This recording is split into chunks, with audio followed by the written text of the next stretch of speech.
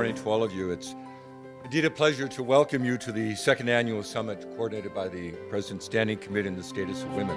To kick off today's event, I have the privilege of introducing a friend of mine, Connie Ryan, also one of my bosses, as your keynote speaker. Connie Ryan is closely connected to the Creighton community as a member of the University Board of Directors, as a philanthropist whose family generously provided funding for the Wayne and Eileen Ryan Athletic Center, and as a champion for women student athletes, dedicated to enhancing leadership opportunities for women of all areas of life. When I started with the business, we had 30 employees. We were located in the basement of a doctor's office building. In its previous life, it had been a bar. Today, we have 310 employees, 70 million in sales, and we have been immensely successful. And it's due to a lot of hard work and being in the right place at the right time. And I've always been willing to give up the past, envision the future, and redefine success for myself. But if I had one message to leave you, it would be to have a passion for what you do. Strive to be the best, set goals, meet those goals, and success will follow. Thank you. This afternoon, our program will be focused on mentoring. This is going to be a fishbowl session, and it's designed to foster organic conversations, connections, and to tap the talent and questions from the people in this room. Last year's data from the conference really talked about this hunger for mentoring. And so we as a committee sat around and talked about who could we get to speak and la la la la la la la.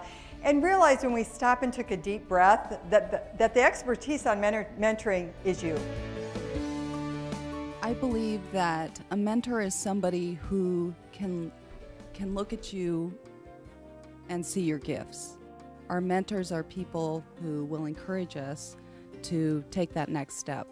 It's really important to have that meta communication about the way that your relationship will be, you know, and what you need from each other, because sometimes mentors need things from their mentees as well. I mean, it is a reciprocal relationship. I think it goes back to fear, but it goes back to confidence that you can give something to somebody. You know, even if it's just a little thing, even if everybody walks out of here with like, hey, you know what, I can be a mentor, or I can have the confidence to ask somebody to mentor me in some kind of way. I've begun to live my life by everything happens for a reason, and all the people that have been the best mentors for me are people who I've literally bumped into, like literally have stood next to in the subway line. Mentoring doesn't necessarily have to be formal.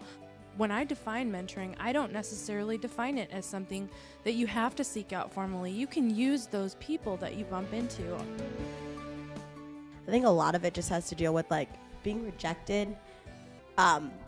First of all, it's intimidating to, you know, go up to some people. It's intimidating sometimes to just ask for help. That's why I'd be nervous to start that kind of a relationship. Working at a Catholic institution, sometimes we're taught to be humble, but how do we also balance that humility with also being proud of who we are and celebrating that? We are announcing a professional scholarship program for women. There will be a $500 scholarship intended for growth and personal development.